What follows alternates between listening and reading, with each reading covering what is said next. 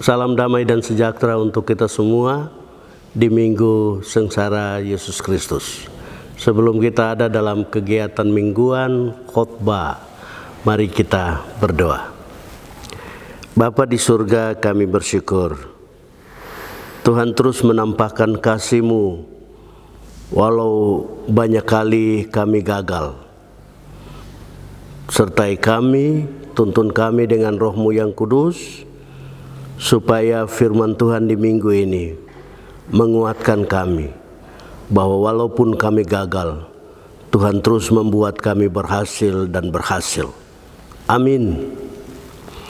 Saudara-saudara, firman Tuhan yang kita baca dan renungkan bersama dalam memperingati sengsara Yesus Kristus di minggu ketiga ini terdapat di dalam Injil Matius pasal 26 ayat 30 sampai ayat yang ke-35 dengan tema Petrus akan menyangkal Yesus Kristus.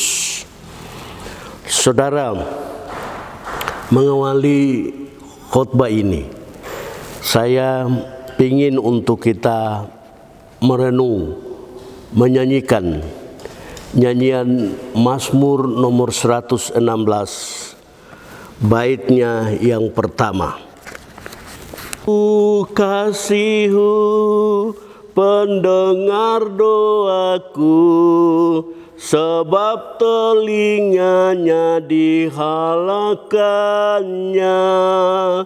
Kepadaku ku hendak selamanya berdoa berseru kepadanya. Saudara, mengapa saya ajak kita menyanyi? Dalam firman Tuhan yang minggu ini kita renung, Yesus Kristus sesudah makan Paskah dengan murid-muridnya, Ia ajak mereka untuk menyanyikan lagu pujian, dan mereka segera pergi sesudah menyanyi ke Bukit Zaitun. Lagu pujian itu dalam kebiasaan orang Yahudi selalu dinyanyikan dari kitab Mazmur pasal 113 sampai pasal 118. Dan itu yang Ishak Samuel Kene sadur dalam buku nyanyian Mazmur nomor 116 yang tadi kita nyanyikan. Saudara-saudara, menyanyi bagi Yesus itu hal yang penting. Ketika ia tahu bahwa beban yang ia tanggung, penderitaan yang ia pikul, itu sesuatu yang berat dan hanya mungkin atas pertolongan Tuhan, Bapa di surga. Karena itu Yesus mau mengawali dan memberikan spirit bagi murid-muridnya untuk mereka melalui perjalanan ke Via Dolorosa itu dengan puji-pujian supaya mereka mendapat spirit lebih untuk menanggung penderitaan itu, memikul salib. Di Bukit Zaitun itu tempat di mana Yesus fokus pada kebaktian ibadah, dan di tempat itu Yesus mau mengajar murid-muridnya.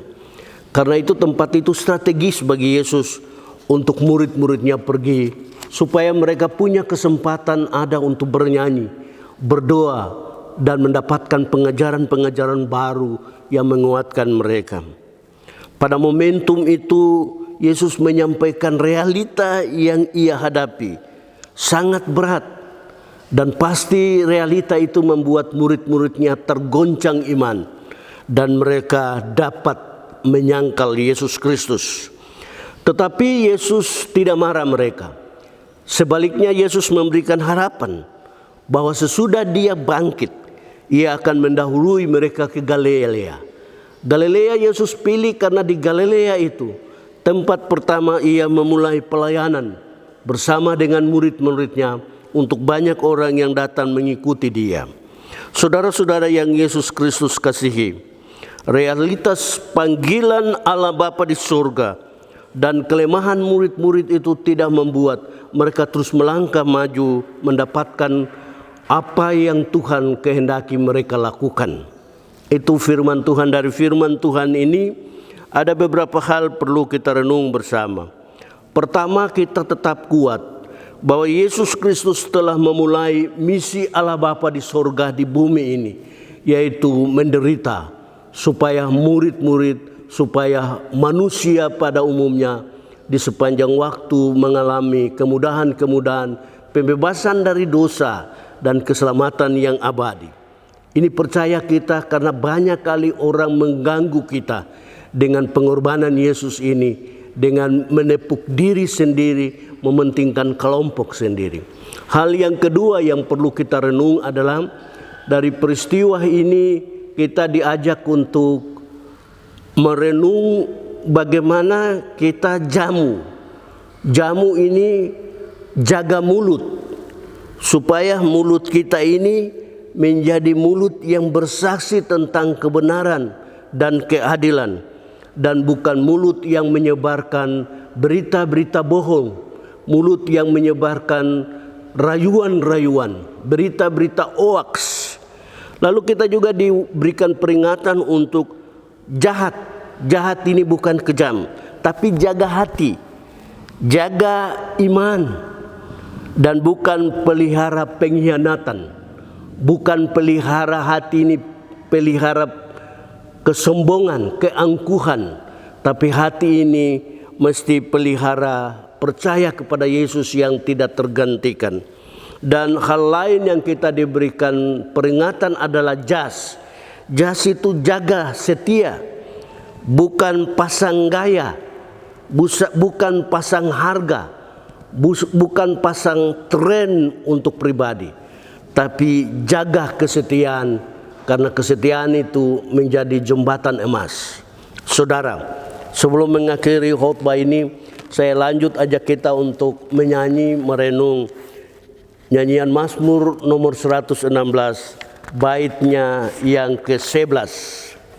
Ku bayar nasarku kepadamu di tengah-tengah kaum di rumah Tuhan. Yerusalem, dengarlah penyeruan sembahyangku dan haleluyaku. Saudara, itu kaini ajak kita semua untuk di masa raya sengsara Yesus kita menyanyi. Karena menyanyi itu harga yang kita pakai untuk bayar pengorbanan Yesus untuk kita. Menyanyi itu harga yang kita pakai untuk mengajak banyak orang mau berkorban bersama-sama sampai Yesus Kristus datang kembali. Amin.